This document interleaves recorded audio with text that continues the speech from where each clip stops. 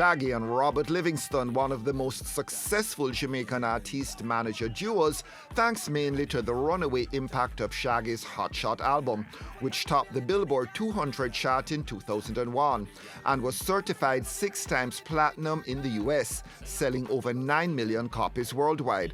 The singles It Wasn't Me and Angel both going to #1 in the US and the UK. Girl, you're my angel, you're my darling angel. But both parting professionally and many years later still no longer talking to each other.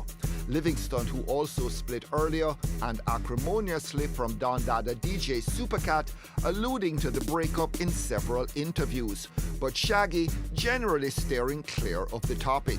No need. You know, I don't see the sense in doing that. Everybody has to make a living. He has to make a living. You know, I'm godfather to his kids. You know, so even if he makes mistakes in his life, that don't mean him kids are gonna make his mistake in life. You know, he has to go ahead and make a living. There's nothing. If I talk, I'm going to talk the loudest. Nobody not gonna listen to him over me. 100%. You know what I mean? So at the end of the day, make him go on. He has not affected my life in any way. I'm doing well. Like I'm paying my bills, my kids as well. Yeah, there was some hurt and some things that go on and some things that weren't ethical. But him have to live with that. And clearly him can't stop calling my name, so simply him live with it.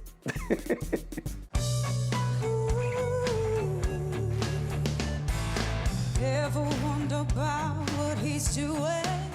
In 2013, Shaggy very much instrumental in securing a spot on The Voice USA for Tessanne Chin, who went on to take season 5 of the reality TV singing competition, the only foreign-born competitor to win it, and twice topping the iTunes chart with her renditions of Simon and Garfunkel's Bridge Over Troubled Water and I Have Nothing by Whitney Houston. Both Shaggy and Damian Marley recorded tracks for Chin's major label album debut for Republic Records, Count on My Love, but those collabs didn't make the final cut. Tessanne sang for the Obamas at the White House and headlined The Voice Summer Tour 2014 in what was a very busy year for the powerhouse Jamaican singer. You gave a platform to Tessanne Chin. You put her on The Voice pretty much. Were you kind of disappointed that more didn't come out of that huge opportunity that presented itself? And it seemed within Tessanne's grasp, but what happened? I was involved in, you know, after The Voice and everything happened, you know, she kind of took the reins and did what they did. Were there some mistakes made? I'm sure, absolutely. You know, but I had no control over all of that. So, you know, that is for them to bear. It was an opportunity. They could have sprung after something else, yes. But I don't think they made the right decisions. Hindsight is great. What would you have done?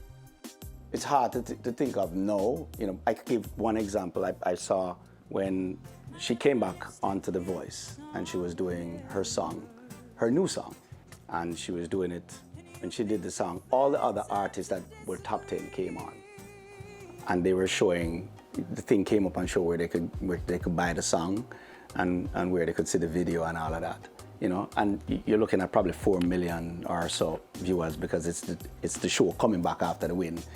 She was the winner, you know, the platform was there, but the song wasn't available on any DSPs and there wasn't a video made for it. And I just think those are ball-dropping things, you know, and she was on a major. So those things should have been in place to set her up to even go, you know, choice of songs to, you know, it's a whole array of things. Shaggy, after 2 albums with former Police frontman Sting, one of which won a Grammy, still with a keen appetite to wheel and come again. It's reinvention, always about reinvention. I think the biggest thing that all the artists do, catalog artists do, is stop making records. You know, catalog music is streaming even more than current music. So some of these catalog artists are even pulling more money than some of these newer artists. And the reason for this is because there's an appetite for these artists, and if you don't feed your fan base, right, with new music and new visuals and new everything, then they're not gonna come. I mean, if you see my shows, I tour all of Europe and America, and I get, you know, big crowd. And I'm not going through the same with the reggae circuit because I refuse to do that. Tell my agent I don't want them show that, right? I don't want to do it. I want to do Wyoming. You know, you can't hear a man and say, boy, yo, we sell out, you know, such and such and such in a Brooklyn. try doing that in Kentucky or Wyoming. You know, that is a true measure of it. And this is where my sights are on, is trying to create the craft and the culture to carry global. Is the success of catalog music doing the sort of numbers it's doing a kind of comment on what's being produced across the board? No. I went to a particular show recently with some new artists. And what startled me was in the time the changeover, before the artists them come on, all they played were 90s dancehall music to hype up the crowd. So what I'm saying, I'm not knocking the new music, because a lot of it I like, but create a hybrid, because if you see that numbers ain't working, you got to find something that does. But their version of a hybrid is to do what they're doing with trap. It is a hybrid. It is a hybrid, there's a hybrid that works. You know, it has to work also. You have a huge amount of kids that really buy into it. Tons of kids that buy into it.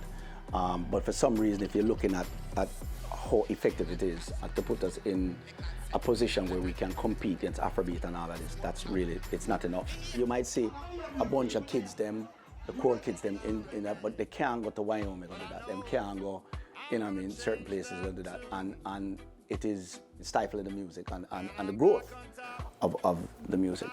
But let's face also that Afrobeat and a couple of these other, they have way more platforms than us also. You only have a handful of reggae playlists. Leo Cohen went on Charlemagne and says Afrobeat is the future. He's the head of YouTube. He's going to make sure that happens also. So certain things are open for those genres compared to us. I watch global music. I listen, I got that from Clive Davis, who's saying listen top 10 music every time. I listen to that constantly. But I don't make exactly what they make. But I see what is working and make something that I think can go there. And that's where the art comes from with you. You have to find that thing that works. Shaggy with another genre-promoting project up his sleeve. But Mr. Bombastic not ready to talk about that just yet.